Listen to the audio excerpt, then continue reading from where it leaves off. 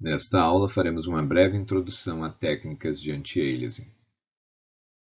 Em arquiteturas raster, objetos gráficos contínuos são discretizados como conjuntos de pixels num processo conhecido como scan conversion. Assim, considere, por exemplo, o triângulo aqui mostrado e um grid representando o conjunto de pixels onde os pontos correspondem aos centros de cada pixel. Um procedimento simples de scan conversion produzirá então o resultado mostrado aí com um conjunto de pixels em azul, onde as arestas apresentam uma característica blocada. Isso corresponde à manifestação de um problema fundamental chamado aliasing. Aliasing é um fenômeno associado ao processamento de sinais que ocorre sempre que um sinal contendo altas frequências é amostrado de maneira inapropriada, ou seja, a taxa de amostragem não é suficientemente alta para representar, para capturar todos os detalhes do conteúdo do sinal. Neste caso, frequências altas acabam se manifestando como representações de frequências mais baixas. Considere, por exemplo, esta camisa que contém, então, padrões de alta frequência.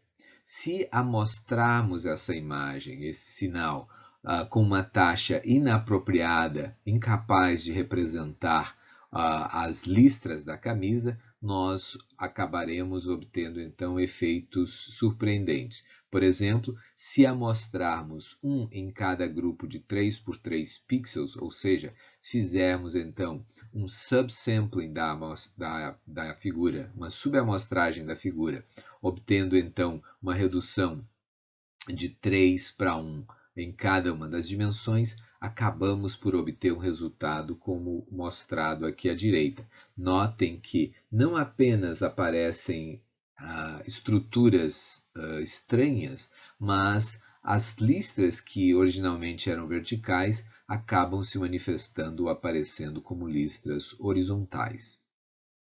Em computação gráfica, aliasing se manifesta na forma de artefatos em imagens.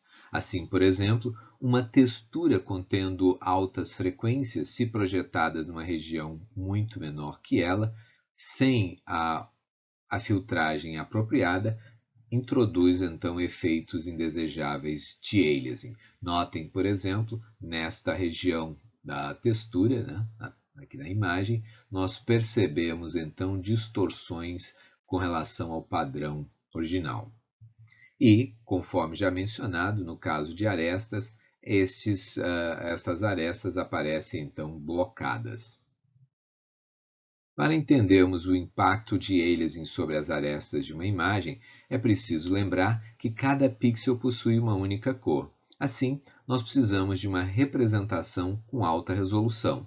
Considere, por exemplo, a imagem aqui mostrada, em que temos um grid de mais baixa resolução, a ela sobreposto, e, portanto, se considerarmos a este grau, esse nível de resolução, teríamos aqui uma aresta blocada.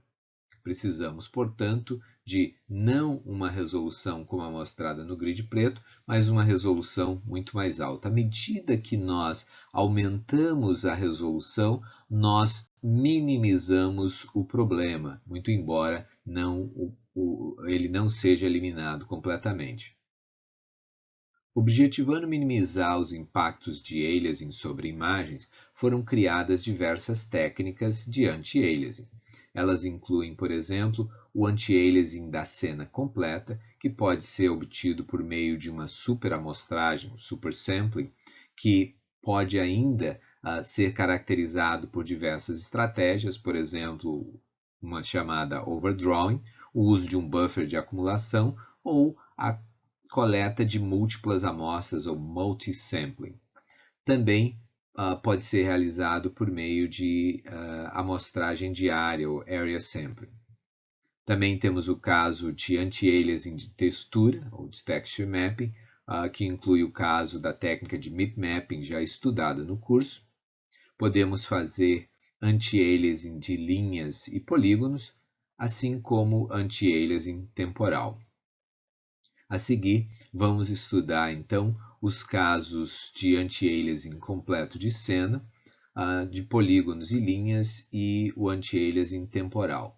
O caso do anti-aliasing para texture mapping nós já estudamos quando tratamos então de MIP mapping numa aula anterior. O uso de superamostragem para obtenção de anti-aliasing de cena completa consiste, como o nome sugere, em capturar ou obter amostras da imagem em uma resolução mais alta do que a da imagem de saída. Esta representação em mais alta resolução é então filtrada, obtendo-se assim os valores de pixels da imagem de saída. As técnicas de superamostragem se baseiam em point sampling, e considerando, por exemplo, o triângulo já visto anteriormente com o grid de pixels aqui também representado, nós poderíamos então realizar supersampling ou superamostragem utilizando 3 estratégias. Uma que chamaremos de overdrawing, outra com o uso de um buffer de acumulação e, por último, a captura de múltiplas amostras.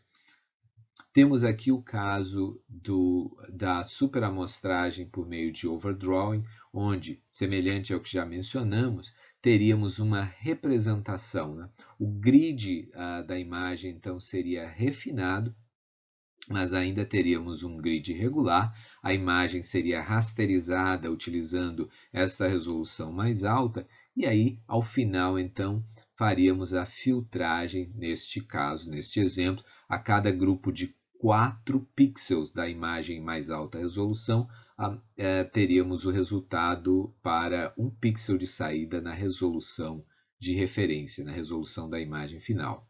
Os casos que envolvem accumulation buffer e multisampling são semelhantes, no sentido em que nós estaríamos, muito embora não acrescentando uma maior resolução, no caso do accumulation buffer e de multisampling, mas capturando mais amostras dentro da área de um mesmo pixel. Vamos ver como funcionariam, então, todos esses casos aí. No caso de supersampling por overdrawing, o que nós temos então é um grid de pixels, aqui representado, e o que nós faremos então é refinar isso. Então, esta estrutura, este conjunto de pixels aqui será refinado, e com isso, então, nós minimizamos a chance de termos várias cores, diversas cores, dentro de um mesmo pixel. Notem, conforme já mencionado, que isso reduz, então, a ocorrência de aliasing, mas não evita. É uma técnica de simples implementação, é praticamente um procedimento de força bruta, mas tem diversas limitações. Primeiro, as amostras continuam sendo capturadas em um grid regular e, portanto, continua sujeito a aliasing.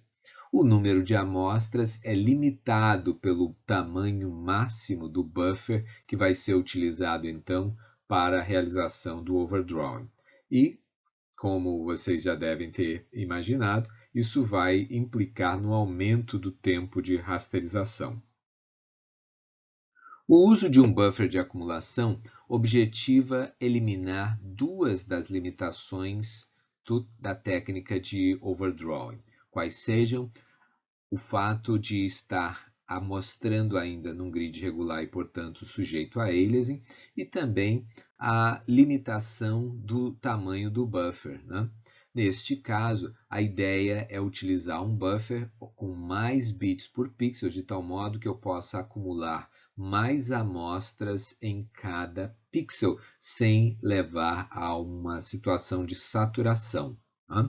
Então, a ideia aqui é realizar múltiplos passos de renderização, e em cada um dos passos nós vamos estar pegando uma amostra de acordo com um certo padrão em cada pixel, ou seja, uma posição já pré-especificada no espaço, na área de um pixel. E aí nós vamos incrementalmente acumulando este resultado filtrado. Poderíamos também acumular apenas as amostras e depois dividir pelo número de amostras.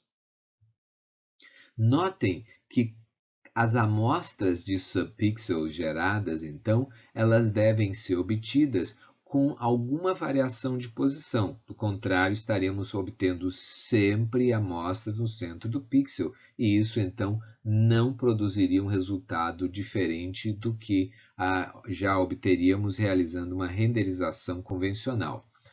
As formas, então, tradicionais de obter essas amostras diferenciadas correspondem em modificar ligeiramente a matriz de projeção, né, aplicando-se aqui uma pequena translação que corresponde, então, à diferença entre a posição do centro do pixel e a posição desejada para o subpixel dentro ainda da área do pixel. Uma outra alternativa é fazer-se o jittering, a alteração da posição da câmera, né? Essas duas situações são equivalentes e elas podem ser modeladas por meio das seguintes equações. Então, a alteração que nós vamos aplicar, por exemplo, no sistema de coordenadas da câmera, imaginem que eu estou alterando aqui levemente a posição da câmera. Eu, considerando então a posição right e left, direita e esquerda, que definem, por exemplo, no caso da minha matriz de projeção, as porções direita e esquerda no espaço da câmera que eu utilizo então para definir o meu field of view, eu vou definir essa faixa de valores no sistema de coordenadas da câmera, vou dividir pelo número de pixels na viewport, no contexto aqui horizontal, né, a largura da viewport medida em pixels. Isso então me dá uma relação de área, espacialmente falando, por pixels, e eu vou então multiplicar esta razão pelo delta, a pequena variação a nível de subpixel, aquela translação que eu quero fazer então dentro de um pixel para sair da posição central dele e para uma outra posição ainda na área do pixel. Bom, quando escalamos, quando fazemos esse produto, escalamos então esse delta por essa razão, nós obtemos a variação em torno de x, né, em relação a x, no sistema de coordenadas da câmera.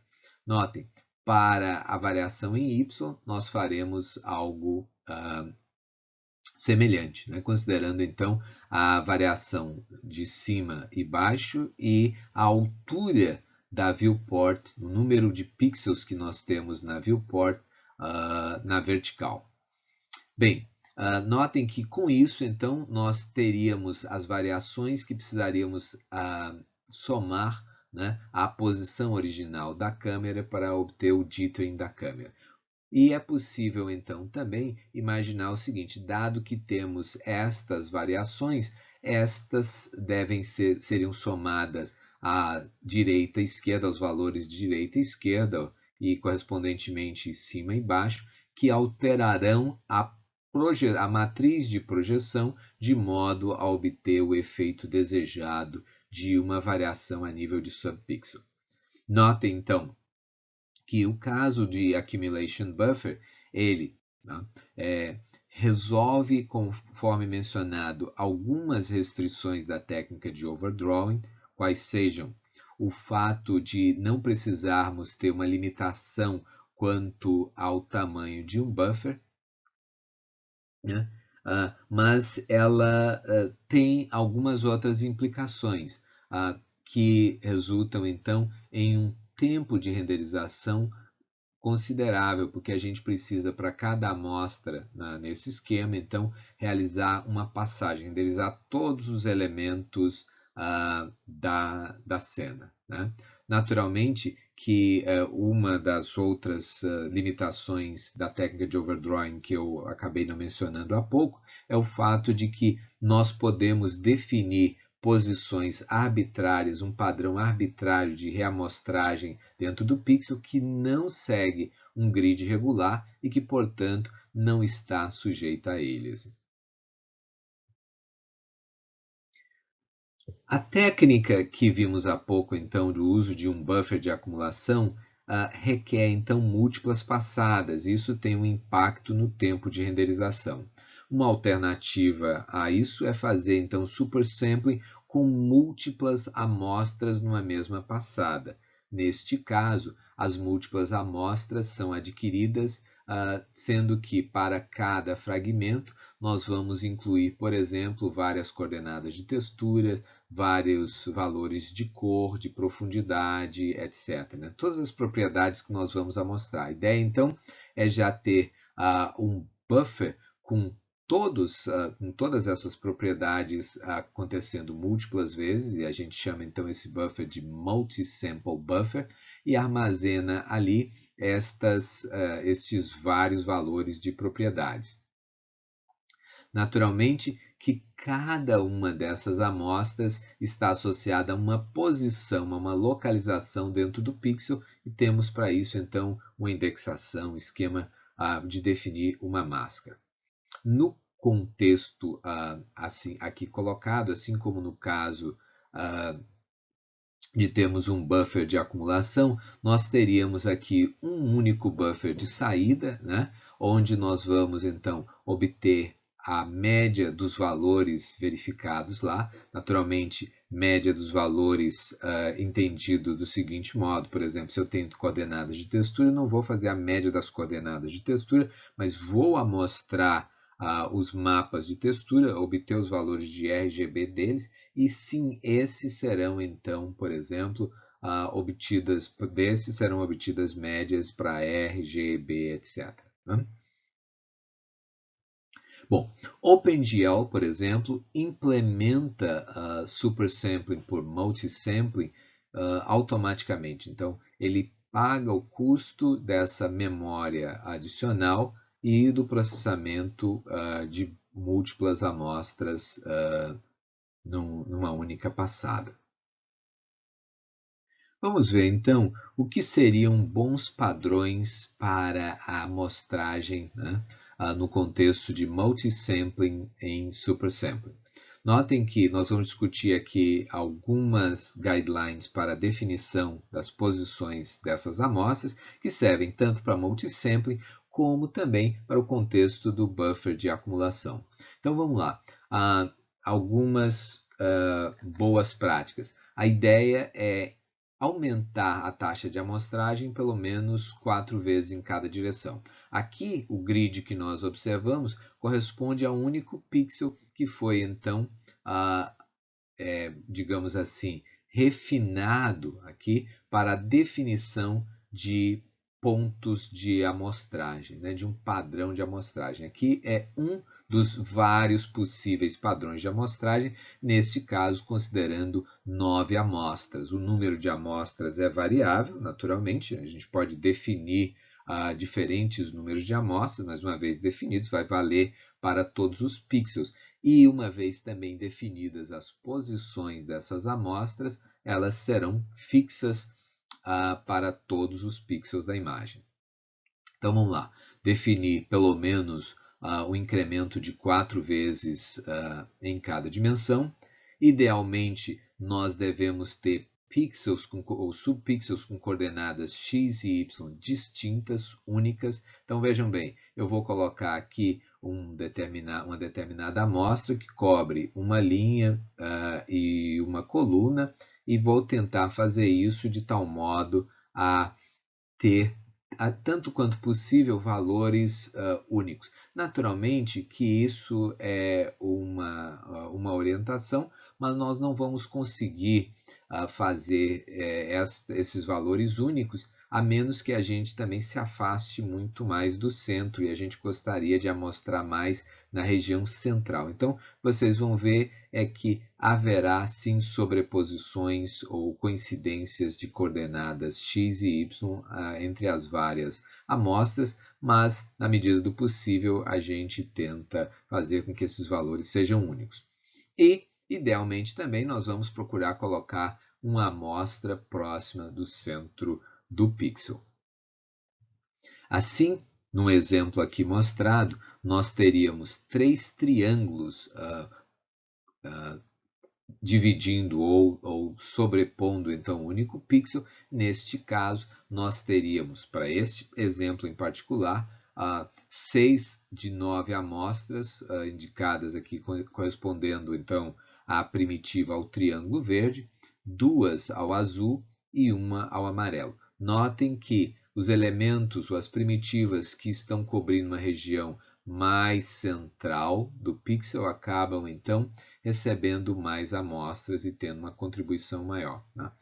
Naturalmente que isso depende da estratégia ou do padrão de distribuição dos pixels, dos subpixels. Se nós tivéssemos colocado mais amostras nessas regiões, ou simplesmente distribuídos de forma diferente, poderíamos ter uma maior representatividade dos triângulos, neste caso amarelo e azul.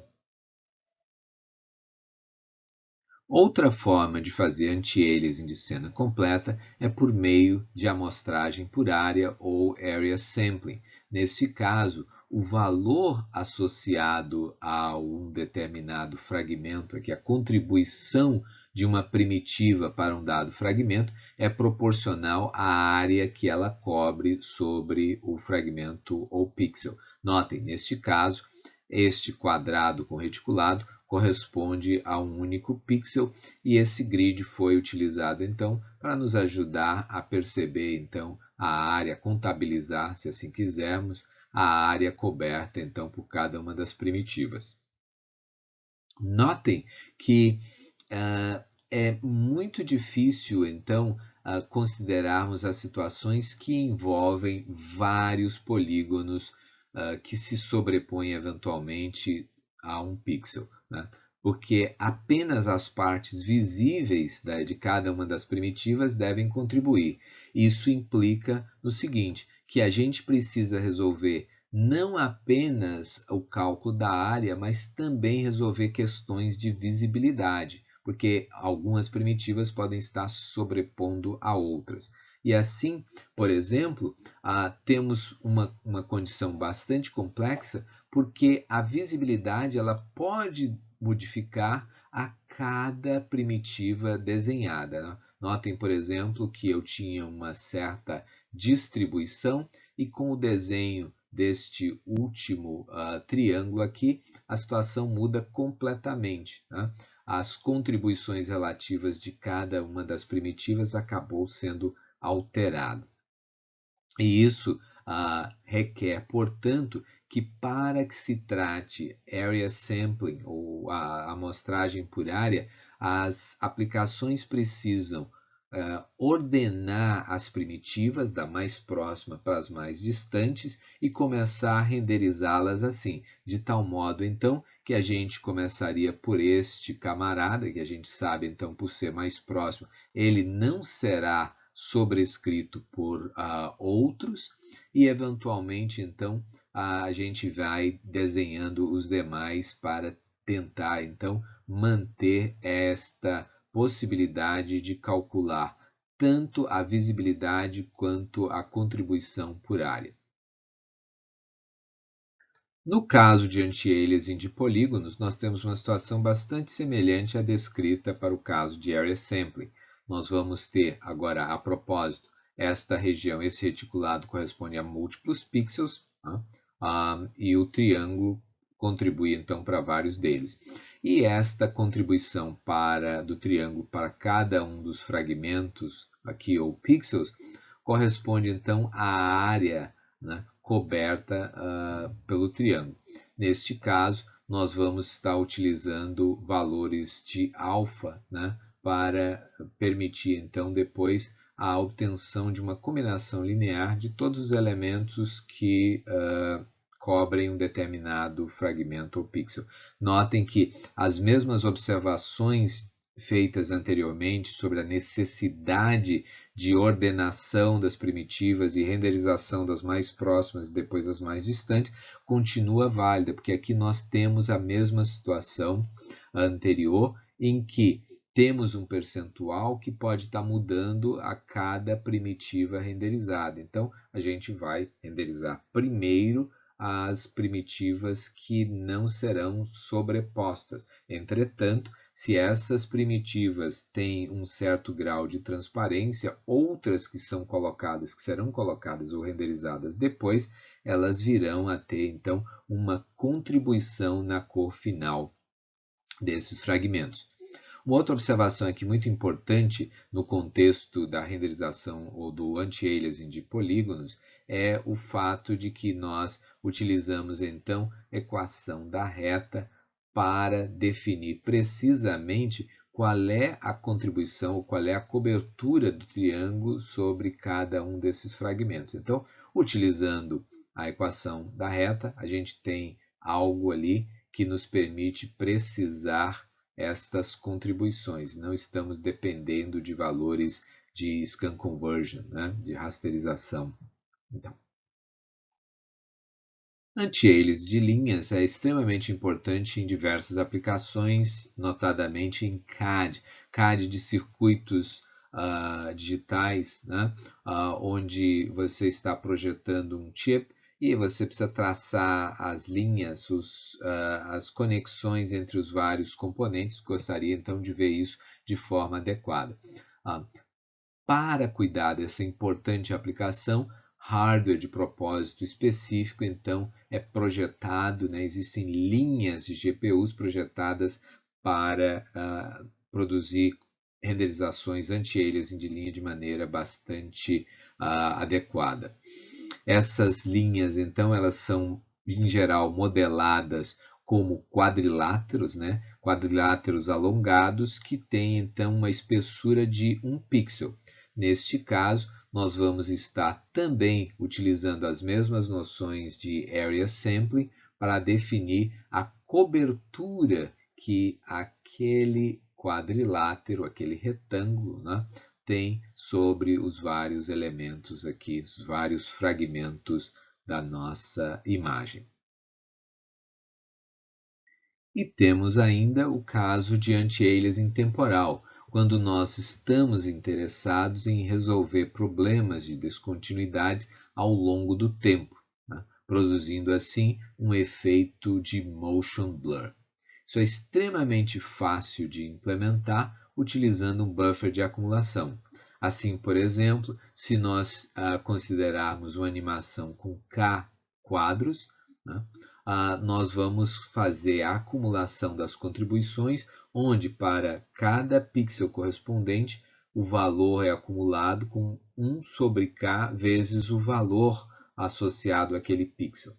E com isso, então, a gente obtém os efeitos de anti-aliasing temporal. Notem aqui neste exemplo o caso de um quadro apenas, né, de um pino de boliche, e aqui então amostrado ao longo de vários frames, onde o pino se encontrava em posições diferentes, faz-se então a média aritmética dos valores de intensidade em cada um dos pixels, né, para a mesma posição no quadro, em todos os pixels da sequência de K frames. Em resumo, nesta aula nós fizemos uma breve introdução a técnicas de anti-aliasing. Essas são técnicas que buscam minimizar então os efeitos de aliasing que produzem artefatos nas imagens geradas por técnicas de computação gráfica. Vimos que as técnicas podem ser divididas ou classificadas em técnicas que buscam então o anti-aliasing da cena completa. Elas se caracterizam então neste contexto por utilizar supersampling, superamostragem ou amostragem diária. Existem ainda técnicas aplicáveis ao mapeamento de textura, e essa nós já estudamos em uma aula anterior, né, o uso do MIP Mapping. Também discutimos anti-aliasing de polígonos e de linhas, e por fim, o anti-aliasing temporal.